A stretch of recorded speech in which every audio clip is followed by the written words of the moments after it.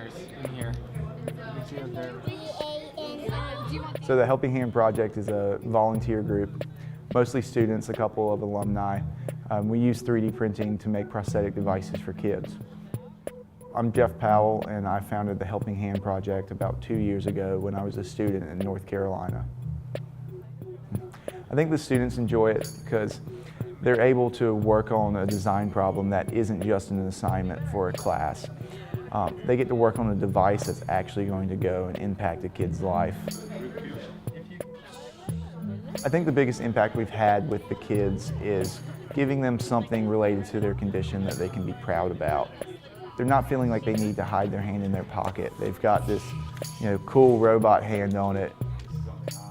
So we also try to be a support group for these kids and their families. A lot of these families get to meet other families that have kids with the same condition for the first time. We never told him. The only thing I've ever told the kid he can't do is he can't count to 10 on his fingers. That's the only thing I told him he couldn't do. I said anything other than They're able to talk through the struggles that they're having, but also talk about the successes that the other kids have had. What do you think, Daniel? What do you think? I like it. Is it good? Wow. Look at That's that. pretty cool. Look at that. It shows them that they're not alone here.